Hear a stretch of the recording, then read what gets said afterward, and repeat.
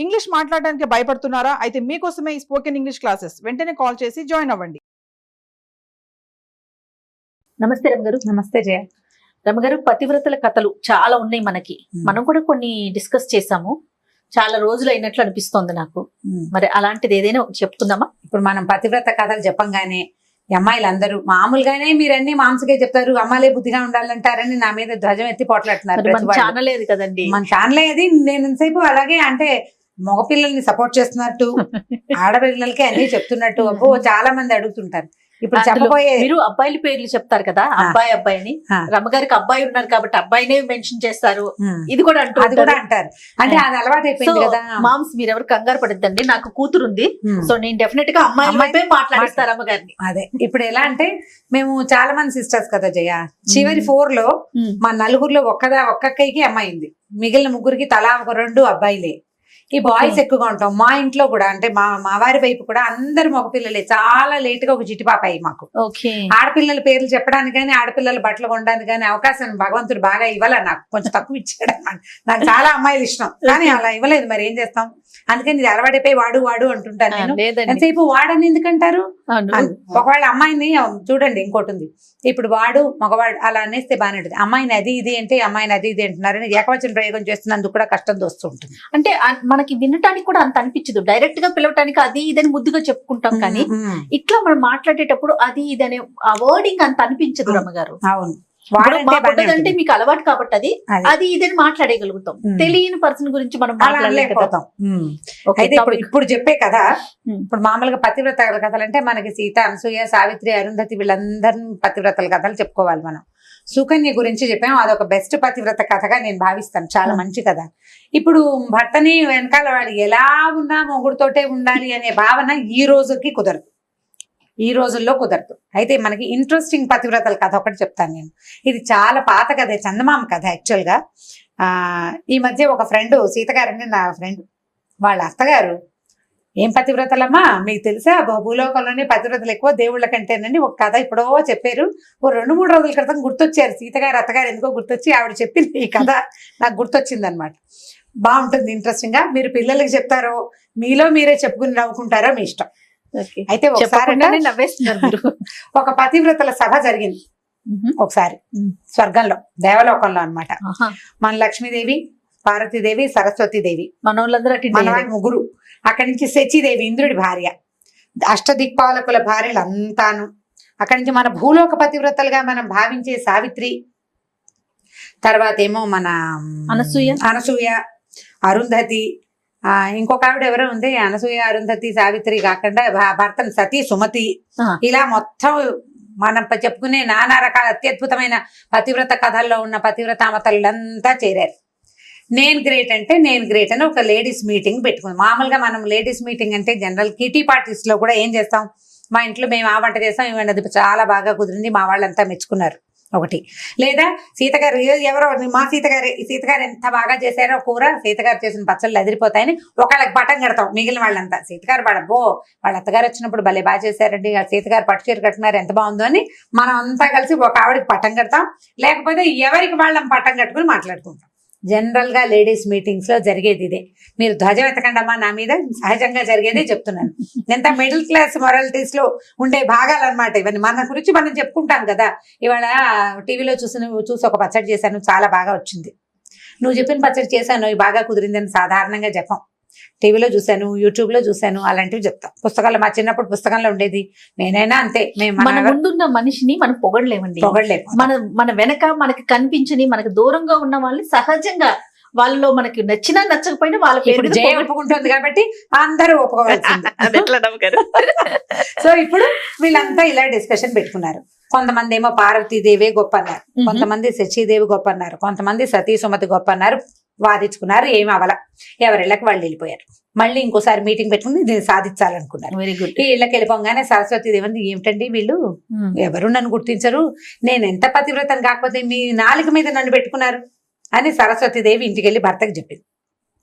లక్ష్మీదేవి ఏం చేసింది, ఆవిడ వెళ్ళి ఇంటికి వెళ్ళింది కదా ఆవిడ కూడా, వీళ్ళంతా పతివ్రతలా వాళ్ళ మొహమాండి నన్ను కాబట్టి మీరు చెస్ట్ లో హృదయంలో పెట్టుకున్నారు, ఎప్పుడు నిత్యం నేను మీతోటే ఉంటా, నిత్యానపాయం నేను, నాకంటే పతివ్రత ఎవరుంటారు, వాళ్ళ పేర్లు వీళ్ళ పేర్లు చెప్తున్నారు అందరూ నామినేషన్లకి, నాకేమీ నచ్చలేదండి వీళ్ళందరూ ఏమిటి ఇలా ఉన్నారని లక్ష్మీదేవి పార్వతీదేవి ఇంటికి వెళ్ళింది. ఆవిడ అంటుంది నేను సగభాగాన్ని మీలో, శివుడు లేందే అసలు శివాగ్ని లేందే చీమైనా పుట్టదు, అలాంటి సాక్షాత్ పరమశివుడిలో సగభాగాన్నైనా నేనుండగా మిగిలిన వాళ్ళంతా వాళ్ళ పేర్లు వీళ్ళ పేర్లు సజెస్ట్ చేస్తున్నారు, ఏమీ నచ్చలేదు నాకు, ఏమిటో వీళ్ళ ధోరణి, ఆడాళ్ళు ఇలాగే ఉంటారని ఆడవాళ్ళ మీద తన ఉద్దేశాన్ని వెలిబుచ్చింది. ఇలా మాట్లాడుకున్నారు. అయితే నారదుడు త్రిలోక సంచారి కదా, ఆయన ఈ 3 ఇళ్లలోనూ విని ఇంకా ఇంద్రుడి ఇంటికి వెళ్ళి అక్కడికి వెళ్ళి ఇక్కడికి వెళ్ళి అందరిళ్ళకి వెళ్ళి చూశాడు. సతీ సుమతంది మా ఆయనకి కుష్ఠరోగం వచ్చినా కూడా ఆయనకి ఎక్కడ వేసి దగ్గరికి తీసుకెళ్ళమంటే అక్కడికి బొట్లో కూర్చోబెట్టి తీసుకెళ్లాను, ఆయన అన్నం తింటుంటే ఆయన వేలు ఊడి కంచంలో పడిపోతే ఆ అన్నాన్ని అసహించుకోకుండా తిన్నాను, నాకంటే పతివ్రత ఎవరుంటుంది అంటుంది సుమతి. సావిత్రి అంటుంది నేనేమో యమధర్మరాజు వెనకాల పడి ఆయన ఇంటి దాకా వెళ్ళి నా మొగుడు నేను లాక్కొచ్చుకున్నాను, నాకంటే పతివ్రతలు ఎవరండి అని సావిత్రి అంటుంది. అనసూయమ్మ గారు ఇంకోటి అంటుంది, త్రిమూర్తులు మా ఇంటికి వస్తే నా మానం పోకుండా నేను వాళ్ళని పసిపిల్లలను చేసి నగ్నంగా వడ్డించాను నేను, నాకంటే పతివ్రతలు ఎవరైనా ఉంటారా అని ఆవిడంటుంది. సరే వీళ్ళందరి దగ్గర విని ఆయన ఏం చెప్పాడంటే నెక్స్ట్ మీటింగ్ పబ్లిక్ ఒపీనియన్ తీసుకుని నెక్స్ట్ మీటింగ్ లో వీళ్ళంతా కూడంగానే ఏం చెప్పాడంటే మీరెవ్వరూ కాదమ్మా, మీకంటే అత్యద్భుతమైన పతివ్రత భూలోకంలో ఉంది, భూలోకంలో ఉన్నారు పతివ్రతలు అంటే వాళ్ళు అన్నాడు. అనేసరికి అందరికీ ఆశ్చర్యం, ఏమిటి ఏం భూలోకం, చచ్చిపోతారు వాళ్ళు, 100 ఏళ్ళు అయ్యేసరికి చచ్చిపోతారు, 100 కాకుండా కూడా పోతారు, కొంతమంది పురుట్లో పోతారు, కొంతమంది మధ్యలో పోతారు, హార్ట్ అటాక్లు బ్రెయిన్ అటాక్లు ఎన్ని అటాక్లు ఉన్నాయి, ఎక్కడో చోట పోతారు, వాళ్ళకి అంటే మోర్టాలిటీ ఉంది, అంటే మృత్యు ఉంది వాళ్ళకి, ఇమ్మోర్టల్స్ కాదు వాళ్ళు, అంటే శాశ్వతత్వం లేదు. వాళ్ళ ప్రత్యేకత ఏమిటంటే మీకు తెలీదు, భూలోకంలో బ్రహ్మాండమైన పతివ్రతలు ఉన్నారు, నాకు తెలిసిన ఒక ఆవిడ పేరు చెప్తాను కావాలంటే కనుక్కోండి అన్నాడు. కనుక్కోమని ఫ్రమ్ అడ్రస్ చెప్పాడు, ఫలానా అడ్రస్ లో ఒక ఆవిడ ఉంటుంది, ఆవిడ బ్రహ్మాండమైన పతివ్రత అని. వీళ్ళంతా ఆశ్చర్యపోయారు, ఇదేమిటి ఇన్నేసి చేసాము, ఇవన్నీ పోయినాయా, భూలోకంలో ఉన్న అదేవతో చిన్న పిల్ల ఉంటుంది, అదే అసలు దానికి ఏమొచ్చు, దానికి ఏం తెలుసు పతివ్రత్యం గురించి, కనుక్కోవాల్సిందే అనుకున్నారు. ఈ గుంపంతా పడి వెళ్తే ఆవిడ బెదిరిపోతుందేమో, అందుకని ఏమనుకున్నారు, అందరూ కలిసి ఒక రిప్రజెంటేటివ్ని పంపించాలనుకున్నారు. వీళ్ళందరిలోకి పెద్ద ముత్తైదువు, ముగ్గురమ్మలకి మూలపుటమైన పార్వతీదేవిని పట్టుకున్నారమ్మా, తమరెళ్ళి కనుక్కురండి ఏమిటి ఆవిడకున్న ప్రత్యేకత. నారదుడు నారదుడే చెప్పాడంటే ఏదో ఉందన్నమాట. సరే ఆవిడ సరే కనుక్కుంటాను, మీరందరూ స్థిమితంగా ఉండండి అని చెప్పింది. మర్నాడు వీడు చక్కగా ప్రాతకాల వ్యవహారాలన్నీ చూసుకుని ఆవిడ పెట్టాల్సిన భోజనాలు అవి ఉంటాయి, అన్నపూర్ణాదేవి కదా, పెట్టేసి వెళ్ళింది. వెళ్ళేసరికల్లా కొద్దిగా ఆవిడ వెళ్ళేసరికి చీకటి పడిపోయింది. వ్యవహారాలన్నీ తెముల్చుకుని వెళ్ళేసరికి తలుపు కొట్టింది. అదొక పూరి గుడిసె, చిన్న ఇల్లు, పూరని మరీ బుజ్జిది కాదు, మామూలు తాటాకులు ఇల్లు. తలుపు కొట్టేసరికి ఎవరో అమ్మాయి లోపల నుంచి పలికింది. ఎవరమ్మా, ఎవరండి అంది. నేనమ్మా పార్వతీదేవిని తలుపు తీయమంది. అనేసరికల్లా ఏమండి, అయ్యో మా ఆయన ఇంట్లో లేడండి, ఎవరైనా వస్తే తలుపు తీయద్దన్నాడు, పార్వతమ్మే వచ్చిందని అడిగి తలుపు తీయనా అని అడగడానికి అనుజ్ఞ తీసుకోవడానికి ఏమో మా ఆయన ఇంట్లో లేడు, అమ్మ మీరు రేపు పని చేస్తారా, రేపు పొద్దున్నే రండి, ఈ రాత్రికి మా ఆయన ఇంటికి వచ్చాక పార్వతీదేవి వచ్చింది తలుపు తీయమంటావా అని అడుగుతాను, ఆయన తీయమంటే రేపు పొద్దున్న తీస్తానమ్మా, ఏమి అనుకోకుండా ఇంటికి వెళ్ళిపోవా నువ్వు అంది. పార్వతీదేవి ఏమిటి నేను వస్తేట మొగుడిని అడగాల వసిని అనుకుని సరేలే ఏమిటో వీళ్ళ భూలోక నియమాలు మనకు తెలియదని ఆవిడ వెళ్ళిపోతే ఈవిడ ఏం చేసింది, ఈ అమ్మాయి భర్తను అడిగింది, రేపు పార్వతీదేవి వచ్చింది సాయంకాలము తలుపు తీయమంటావా, రేపు పొద్దున వస్తానందంటే ఆ తీయి పార్వతీదేవిని తీసుకొచ్చి లోపల కూర్చోబెట్టి మంచినీళ్ళు అవి ఇవి మంచి మాట్లాడమని చెప్పాడు భర్త. ఆవిడ దేవత పైనుంచి వచ్చిందని తెలుసు, పార్వతీదేవి భర్త తలుపు తీయద్దన్నాడు, ఎవరైనా వస్తే తలుపు తీయద్దన్నాడు, అందుకని తీయలేదు. మర్నాడు పొద్దున పార్వతీదేవి బయలుదేరేసరికి ముందు ఈ కాలంలో వీళ్ళంతా మాట్లాడుకోవడం విన్నాడు కదా వినాయకుడు, విని ఆయన ఏమన్నాడు అంటే అమ్మ నేను వస్తానే ఆవిడెవరో చూస్తానన్నాడు. సరే ఈవిడేం చేసింది, పిల్లాడే కదా అని చెప్పి వినాయకుడిని వెంబడి పెట్టుకొచ్చి బయట నుంచి తలుపు కొట్టి ఈ ఆవిడ తలుపు దగ్గరకు వచ్చి అమ్మ ఎవరమ్మా అంటే నేనమ్మా పార్వతీదేవిని, నేను మా అబ్బాయి వచ్చామనగా మీ అబ్బాయి వచ్చాడా, అయ్యో మీరు ఒకరే వస్తారనుకుని మా ఆయన్ని అడిగానమ్మా, ఇప్పుడు మీ అబ్బాయి కూడా వస్తే తలుపు తీయమంటాడో తీయద్దంటాడో తెలియదమ్మా, మీరేమనుకోకండి, రేపు మళ్ళీ రండి, మా ఆయన అడగకుండా తలుపు తీయలేనమ్మా అనేసరికి ఏం చెయ్యాలో తెలియదు. నేను భారతీదేవిని, నేను వినాయకుడు తెచ్చాను, తలుపు తీయటలేదు, దీని పాతివ్రత్యం మండిపోను అనుకుని ఆవిడ ఏం చేసింది, వీళ్ళని తీసుకుని వెళ్ళిపోయింది వెనక్కి. మూడో రోజు పొద్దున మళ్ళీ బయలుదేరింది. బయలుదేరేసరికి ఇప్పుడు ఆవిడ రిప్రజెంటేటివ్, అంటే మన దేవతలందరి దగ్గర నుంచి వస్తోంది. కనుక్కోవాలి విషయం, కనుక్కుని చెప్పకపోతే వాళ్ళు ఒప్పుకోరు, మరి మిగిలిన వాళ్ళంతా అడుగుతారు కదా. అది కూడా రాదా నీకు అనరు. సరే కుమారస్వామి వస్తానని సరదా పడ్డాడు, కానీ బాబు నిన్న వాడిని తీసుకెళ్ళినందుకే పోయిందిరా ప్రోగ్రాము, నువ్వు రాబోక నాయన నువ్వు ఇక్కడే ఉండు, నేను వెళ్ళొస్తాను అని ఈవిడ బయలుదేరి వెళ్ళింది. ఒక్కతే వెళ్ళి మరి ఏం చేస్తుంది, ఆవిడ ఒప్పుకోలేదు కదా. మూడో రోజు వెళ్ళంగానే ఈ అమ్మాయి తలుపు తీసింది. ఆవిడ అమ్మాయి ఏం కాదు, ఒక 30-32 ఏళ్ల స్త్రీ, ప్రౌఢ. అక్కడి నుంచి అమ్మ నీ పేరు ఏమిటంటే, నా పేరు గౌరమ్మ. మామూలుగా ఊళ్ళల్లో గౌరి పేరుని గవిరి, గైరమ్మ అలా పిలుస్తారు. గౌరమ్మ, గవరయ్య పేర్లు కూడా ఉంటాయి. నా ఫేవరెట్ పేరు గౌరి. నాకు అమ్మాయి పుడితే నేను ఆ పేరు పెట్టుకునేది, నాకు ఎంతో ఇష్టం. అయితే ఈ గౌరమ్మ నీ బియ్యం పేరు. ఏం చేస్తావమ్మా నువ్వు? ఏం చేస్తావు? నేనేం చేయనండి, మా ఆయనకి, మాకు బరువులు ఎత్తే కూలివాడు, కూలి పని చేస్తాడు మా ఆయన. మాకు చిన్న చెలక ఉంది, అంటే చిన్న పొలం ఉంది, పొలం పని అది చేసుకుంటాము అంది. ఇల్లు చూస్తే ఇల్లు చక్క శుభ్రంగా ఉంది, చిన్న పాక, చాలా శుభ్రంగా ఉంది. భారతీదేవి 4 పక్కల చూసింది. ఇల్లు చక్కగా ఉంది, శుభ్రంగా ఉంది, ఉన్నంతలో కుదురుగా మట్టసంగా ఉంది, ఇల్లు బాగుంది.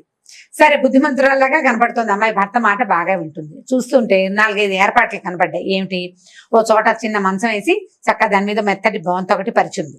ఒకటి అక్కడి నుంచి లోపలికి రాగానే ఒక ముక్కాలు పీట ఒకటి ఉంది, ఓ పీట వేసింది. ఓ పీట, ఓ మంచం. అక్కడి నుంచి రెండో పక్కన పెనమేమో పొయ్యి మీద పొయ్యి వెలిగించి దాని మీద పెనము, పక్కన అట్ల పిండి గిన్నె కనపడ్డాయి. పక్కన ఇంకో కుండ, అక్కడి నుంచి పళ్ళెము సామాన్లు కనపడ్డాయి. ఇంకా ఒక మూలకి చిలక్కొయ్యి ఉంది. చిలక్కొయ్యికి ఒక తాడు వేలాడుతుంది అనమాట. ఒక చిన్న చెర్నాకోల్ లాంటి సాధనము ఉన్నాయి. ఈ సామాన్లన్నీ చూసి అమ్మ ఇవేంటి, ఇవన్నీ ఉన్నాయి మీ ఇంట్లో అని అడిగింది. అడిగితే మా ఆయన చాలా పనిచేసి వస్తాడు కదండి అమ్మగారు, ఆయన పనిచేసి వచ్చాక అలసిపోయి వచ్చి కూర్చుంటానంటాడో పడుకుంటానంటాడో. కూర్చుంటే కూర్చోడానికి ముక్కాలు పెట్టేసి ఉంచుతానండి. ఒకవేళ పడుకుంటానన్నాడు అనుకోండి, బొంతేసి పక్క రెడీగా ఉంటే పడుకుంటాడు కదా రాగానే. కాస్త బాగుంది. మరి కుండ ఉంది, ఇప్పుడు కుండ అంటే అది అన్నపు కుండ అని తెలుస్తుంది. మళ్ళీ అట్ల పైన ఎందుకు పెట్టేవని. కాదమ్మా, ఒకవేళ అన్నం తింటాను అన్నాడు అనుకోండి, సాయంకాలం అయిపోతుంది కదా, అన్నం తింటానంటే తర్వాణి కుండలో అన్నం ఉంది, అన్నం పెడతా. ఒకవేళ కాదు వేడివేడిగా అట్లు పోసుకుని తిందాం అన్నాడు అనుకోండి, అప్పటికప్పుడు పప్పు రుబ్బితే అప్పటికప్పుడు పొయ్యి వెలిగిస్తానంటే ఆలస్యం అయిపోదు, మా ఆయన కోపం రాదు. అందుకని మా ఆయన వచ్చే టైంకి పెనం వెలిగించి రెడీగా పెట్టుకుంటానండి. బాగానే ఉంది. అంటే పడుకోవడానికి కూర్చోడానికి సాధనాలు ఉన్నాయి, తిండికి 2-3 సాధనాలు పెట్టింది. చిన్న ఇల్లు, వాళ్ళ ఇంట్లో ఏముంటాయి. మరి ఇదేమిటమ్మా, ఇక్కడ తాడు, ఇక్కడ చెర్నాకోలు ఉన్నాయి, వీటితో ఏం చేస్తారంటే, అదేనండి మా ఆయనకి అప్పుడప్పుడు కోపం వస్తుంది, అప్పుడు ఆయనకి నన్ను కట్టేసి కొట్టడం అలవాటు. నువ్వు సరిగ్గానే విన్నావు, కట్టేసి కొట్టడం అలవాటు. అప్పుడు ఆయన కోపం వచ్చాక ఆయన తాడు కోసం వాటి కోసం ఎక్కడ వెతుక్కుంటాడు. అందుకని ఏం చేస్తాను, ఈ తాడు రెడీగా పెడతాను, తాడేసి నన్ను ఈ గుంజ కట్టేస్తాడు. ఆ చెర్నాకోలు తీసి 2 దెబ్బలు కొడతాడండి. ఆయన కోపం తీరాక ఆయన పడుకుంటాడు. మెల్లిగా ఎప్పుడో ఆయన కోపం తీరలేచాక కట్లిపితే అప్పుడు అన్నం పెడతానండి. ఇలాగ అలవాటండి అని.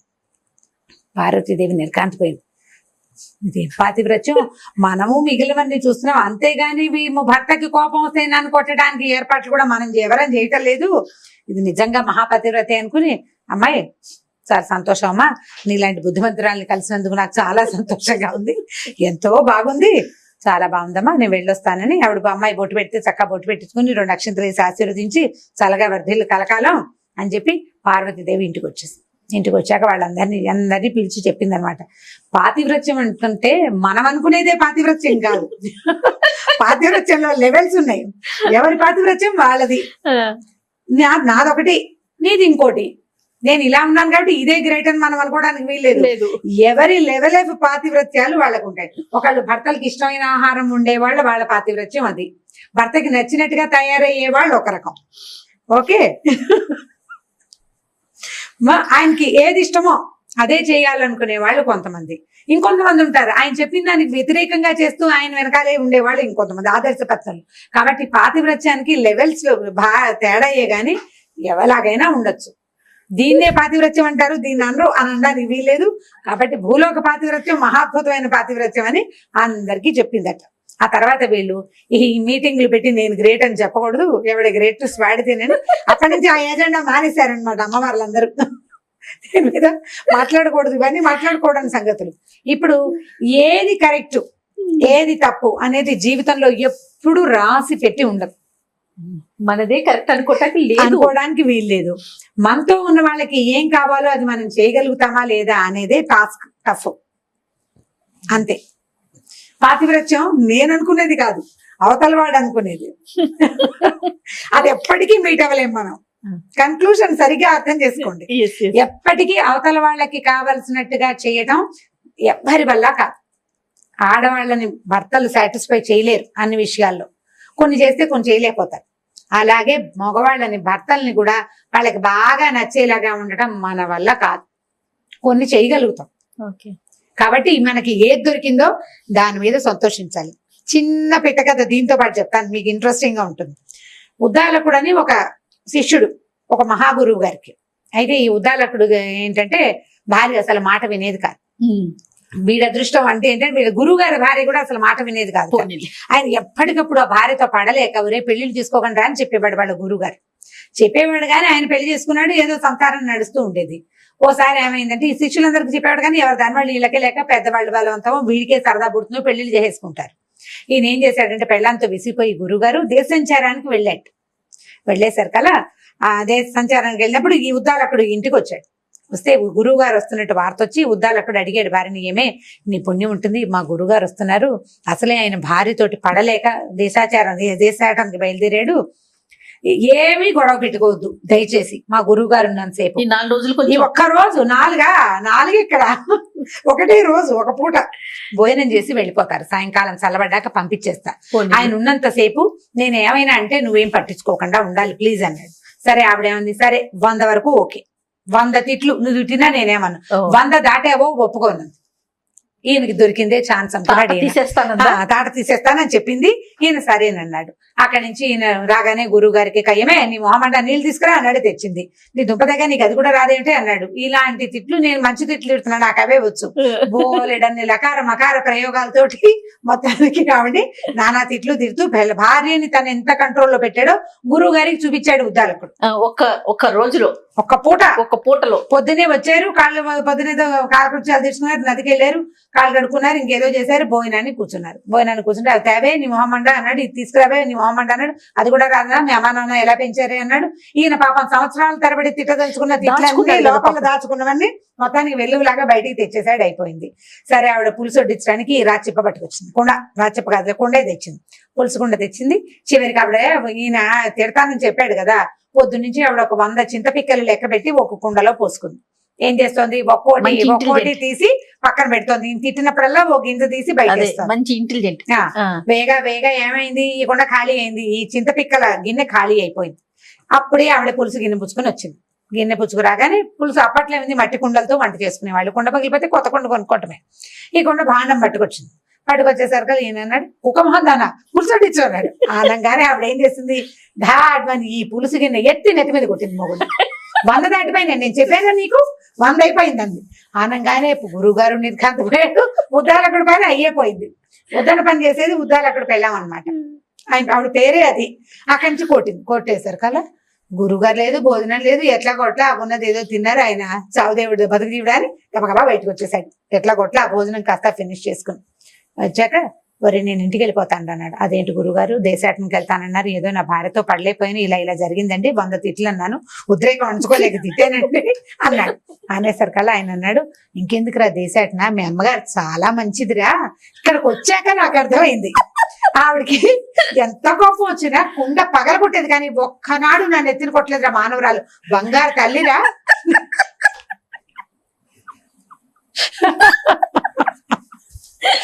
ఎంత మంచిది గురువమ్మ గారు, చాలా మంచిది, కుండ పగలగొట్టేది కానీ అవి విసిరేసేది, అంతేగాని నా నెత్తి మీద కొట్టలేదు. చూడు ఇప్పుడు గురువు గారు పెద్దవాడు అన్నం తింటాడని లేదే నీ పెళ్ళానికి, నీ నెత్తి మీద కొట్టిందా, నీ నెత్తి మీద ఆగిందా,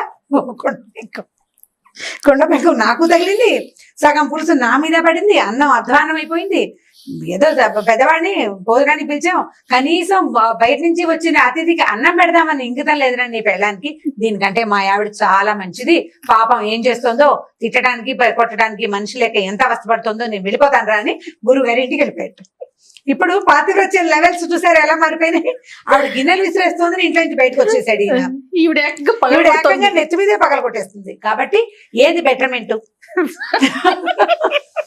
ఇవి ఆలోచించుకుని ఇప్పుడు ఈ కథని తల్లులు చక్కగా శ్రద్ధగా వినండి అమ్మా, బాగా అర్థం చేసుకోండి. ఈ 2 కథల్ని మీరు హస్బెండ్స్ కి చెప్పాలి. ఇప్పటిదాకా పిల్లలకి చెప్పే కథలే చెప్పాం. అవునండి. ఫస్ట్ టైము భర్తలకు చెప్పవలసిన కథలు నెంబర్ 1 శ్రీకారం చుట్టాం ఇవాళ. నేను ఎప్పుడైతే ఆన్ ఎయిర్ అవుతుందో ఫస్ట్ ప్రకాష్ కి షేర్ చూపించాను చేస్తాను. నువ్వు. నేను మా వారు వింటూనే ఉంటారు ఈ కథ, నేను చెప్తూనే ఉంటాను. మీకు అది చెయ్యక కదా నేను ఎంత మంచిదానో మీకు అర్థం కావటం లేదని చెప్తుంటాను అప్పుడప్పుడు. చాలా బాగుందండి. ఈ 2 కథలు గుర్తుపెట్టుకోవాలి, వీటిని అవసరమైనప్పుడు వాడాలి. వాడుతూ ఉండాలి జాగ్రత్తగా. మళ్ళీ మోతాదు మించకూడదు. నాకు మాత్రం చెడ్డ పేరు తేకూడదమ్మా మీరు. రమ్మగారు చెప్పారని చూపించదా? నన్ను నా పేరు చెప్పకూడదు. రమ్మగారు మాకు ముందే చెప్పారని మాత్రం నన్ను చెడ్డ చేయొద్దు. నేను బంగారు తల్లినే మా ఇంట్లో. ఇబ్బంది చాలా పెడతారు బాగుంది. కొంతమంది. Okay. అలాంటప్పుడు దీన్ని వాడుకోండి. ఈ 2 కథలు పూర్తిగా అమ్మాయిల కోసం, అంటే తల్లుల కోసం అని చెప్పడం లేదు నేను, అమ్మాయిల కోసం. అమ్మాయిల కోసం. ఓకే, సూపర్ రమ్మగారు, చాలా బాగుంది. ఇంకొక స్టోరీతో మళ్ళీ కలుద్దాం. తప్పకుండా Thank you. చేయం.